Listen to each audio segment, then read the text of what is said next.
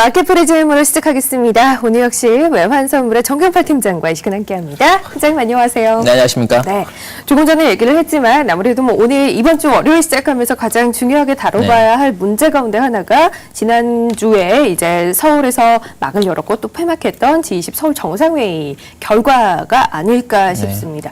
일단 환율 부분에 대해서 지난번 있었던 경주에서 열렸던 재무장관 회의 이후에 그 이후에 크게 바뀐 것 없다라는 해석인데요. 어떻게 봐야 할지 일단 내용을 좀 정리를 해보죠. 네. G20 합의문이라는 것이 기본적으로요. 국가 간의 행동을 권고하기 위한 것이기 때문에 구속력은 당연히 없다고 봐야 하고요. 따라서 시장에 의미 있는 영향을 주기는 어렵다는 생각입니다.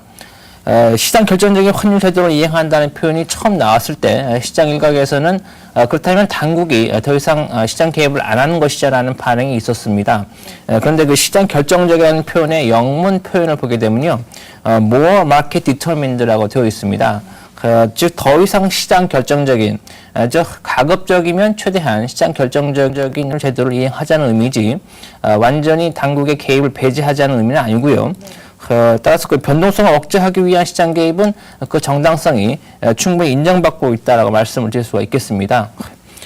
경제 펀더멘털이 반영될 수 있도록 시장 결정적인 환율 제도를 운영한다는 말은 바꾸어 말하면 환율이 경제 펀더멘털을 반영하지 못할 경우에는 개입을 해도 된다는 의미로도 해석될 수 있겠습니다. 본래 취지는 각국이 경제 펀더멘털 대비 통화가치 절하 경쟁을 자제한다는 것이겠습니다만 일본의 경우는 경제 펀더멘털 대비 통화가치가 절상되어 있고요. 그 원인이 일본이 아니라 미국의 경제 침체이기 때문에 일본 당국이 개입을 재개한다고 하더라도 그 명분이 충분히 확보되어 있다고 할 수 있겠습니다. 환율 유연성을 제고한다는 부분은 신흥국들 가운데 중국에 가장 많이 해당된다고 하겠습니다. 이번 G20 정상회담을 앞두고는 위안화 절상 문제가 이슈화되는 것을 피하기 위해서 중국이 위안화 절상을 의도적으로 진행시킨 면이 있다고 보여지고요. G20 이후에는 자국의 필요에 의해서 절상 기조를 유지할 수도 있겠습니다만 환율 유연성을 제고한다는 것을 명분 삼아서 위안화 절상 속도를 조절할 가능성을 충분히 생각해 볼 수 있겠습니다. 결국 이번 G20 합의문은 매우 기본적이고 원칙적인 부분만을 언급했다고 생각이 되고요. 결과적으로 그동안 주요국들이 환율과 관련해서 취한 조치들에 대해서 정당성을 부여한 측면도 있기 때문에 시장에 의미 있는 변화를 주기는 어렵다는 생각입니다. 그렇다면 저희가 사실 G20 정상회의 앞두고 기대했던 부분, 환율 전쟁이 완전히 봉합되지 않을까라는 부분에 대해서는 크게 또 시장의 반영이 긍정적으로 되긴 좀 어려운 게 아닌가라는 그렇습니다. 생각이 듭니다. 이후에 환율 시장 움직임은 어떻게 볼 수 있을까요? G20 정상회담 이후에 각국 간의 환율 전쟁이 잠시 수면 아래로 가라앉을 수는 있겠습니다. 그렇지만 이번 G20 합의문이 시장에 의미 있는 영향을 주기는 어렵다고 판단하고 있기 때문에 환율 전쟁이 다시 재개된다고 하더라도 그다지 놀랄 만한 사항은 아니라고 생각이 들어요. 그동안 환율 전쟁의 진원지는 미국과 중국 간의 갈등이었습니다.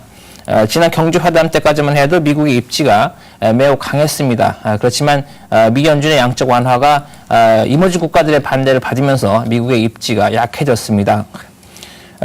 위안화 절상 압력의 배경이었던 미국의 중간 선거마저 끝났기 때문에 미국과 중국 간의 갈등은 더 이상 심화되지는 않을 것으로 전망됩니다.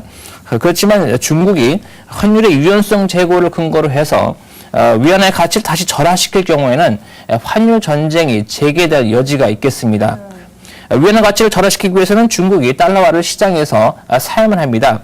그런데 중국이 달러 대신 일본 국채나 우리나라 국채를 매입하면서 주변국들의 통화 가치를 절상시킬 수 있고요. 결과적으로 수출 경쟁에서 주변국들보다 유리한 고지를 점하려는 시도를 계속할 수 있겠습니다. 결국 중국이 사야 할 달러를 일본이나 우리나라가 시장 개입을 통해서 달러를 살 수밖에 없는 상황으로 전개될 가능성이 있고요. 일본은 개입이 여의치 않을 경우에는 대규모 양적 완화책을 발표하면서 엔화 약세를 유도할 수도 있겠습니다. 일본이 대규모 양적 완화책을 발표하더라도요, 미국의 경제 지표가 부진할 경우에는 미 연준은 제3 또는 제4의 양적 완화책을 발표할 가능성이 또 여전히 남아 있고요. 이 경우에는 일본의 양적 완화책이 한순간에 무력화될 수도 있겠습니다. 따라서 이제는 자국의 의도대로 통화 정책이 시행되지 않을 수 있는 시기가 도래했다고 봐야 되고요. 이런 현상이 반복될 가능성이 충분히 잠재하고 있다고 보겠습니다. 그렇다면 앞으로 원달러 환율의 움직임은 어떻게 예상을 해볼 수 있을까요? 예, 먼저 미 연준의 양적 완화를 전후한 시장 흐름을 먼저 정리해 보고요. 네네. 달러 원의 전망으로 이어가 보겠습니다. 미 연준이 양적 완화를 발표한 직후 시점까지는 달러화 약세, 그리고 상품 시장과 주식 시장의 강세 패턴이 이어졌습니다. 그러나 미국의 10월 고용 지표가 호조를 보이면서 양적 완화 규모가 축소될 수도 있다는 전망 때문에 달러화가 반등하기 시작했고요. 양적 완화 이슈에 가려져 있던 유럽 재정 적자 우려가 부각되면서 달러화의 반등세가 커졌습니다. 유럽의 재정 적자 이슈만을 놓고 본다면 달러화가 유로화에 대해서만 강한 반등세를 보였기 때문에 유로존의 지역적인 문제로만 그칠 수도 있는 상황이었습니다.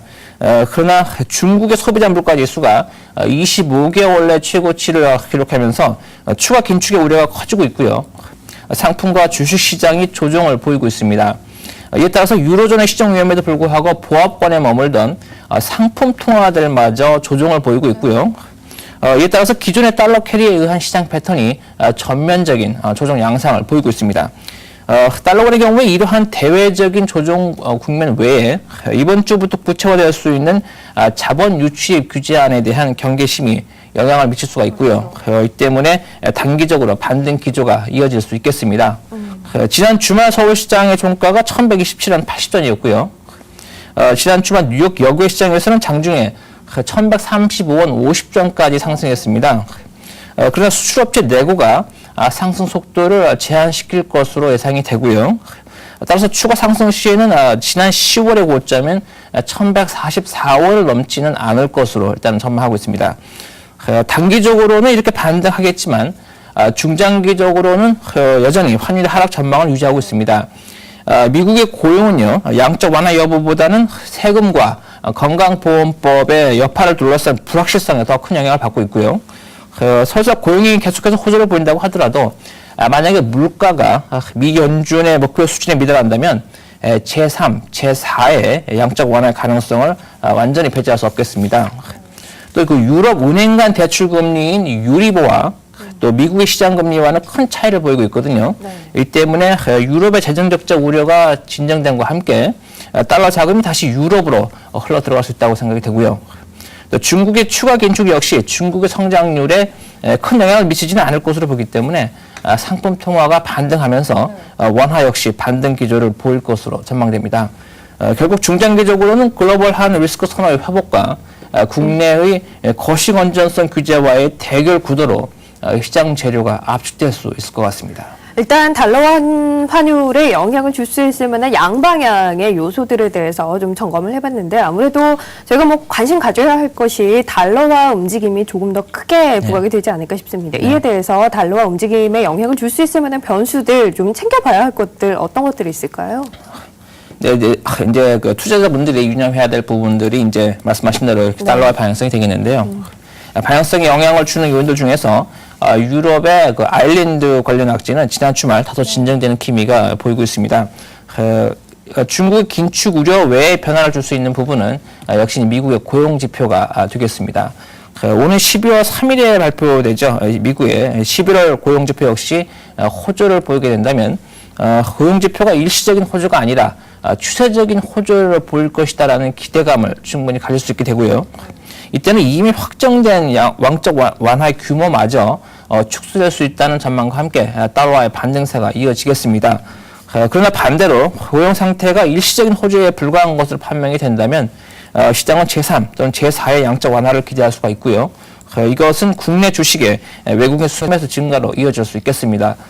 따라서 매주 발표되는 주간 실업수당 청구 건수의 추이를 보면서 미국의 고용 상태를 계속 점검하시면 좋겠고요. 또 미 연준이 고용만큼이나 우려하고 있는 것이 디플레이션이기 때문에 물가 지수를 함께 점검하시면서 미 연준의 의도를 추정해 보는 것이 달러화의 방향 설정에 도움이 될 것으로 생각됩니다. 여기 또 한 가지 덧붙인다면요. 유럽의 악재가 유로존에 머무를 것이냐 아니면 글로벌 경제를 위협할 정도인가를 판단하는 것이 국내 주식의 외국인 순매수 동향을 추정하는데 도움이 되겠습니다. 유럽에 악재가 발생했을 때 유로화가 다른 통화 대비해서 차별적으로 강하게 조정을 받는다면 이것은 이 악재가 글로벌 경제를 위협하는 수준이 아닌 단순히 지역적인 이슈로 머물 수도 있다는 한 증거가 될 수 있고요. 이 경우에는 글로벌 투자자들이 유로화를 팔고 아시아 통화에 투자하는 유로 캐리 트레이드가 발생하게 된다는 것을 추정해 볼 수 있겠습니다. 지난 4일 이후죠. 그동안 양적 완화 이슈에 가려져 있던 유럽 재정 적자 우려가 부각되면서 유로화가 큰 폭의 약세로 돌아섰는데요. 같은 기간에 유로 아시아 환율 역시 급락하면서 국내 주식의 외국인 순매수 규모는 급증했던 것을 알 수 있습니다. 이것은 유럽계 헤지 펀드들이 유로화의 급락 시점을 아시아 시장에 대체 투자하는 시점으로 설정했기 때문으로 추정이 되고요. 이것은 지난주 주가지수 옵션 만기일에 유럽계 증권사를 통해서 나온 대규모 매도 물량과도 깊은 연관이 있을 것으로 추정되고 있습니다. 따라서 앞으로 유로원 환율과 국내 외국인의 순매수 동향 그리고 미국의 경제 지표를 함께 주목하시면서 시장에 대응하시는 것이 좋겠다는 생각입니다. 네. 이렇게 해서 오늘 마켓프리즘 시간에는 지난주 열렸었던 서울 G20 정상회의에서 나왔던 환율 관련한 합의 내용을 바탕으로 해서 외환 시장에 영향 줄 수 있을 만한 이슈들 간단하게 정리를 해봤습니다. 전망까지 덧붙여봤고요. 오늘 역시 외환 선물의 정경팔 팀장과 이 시간 함께했습니다. 고맙습니다. 감사합니다. 네.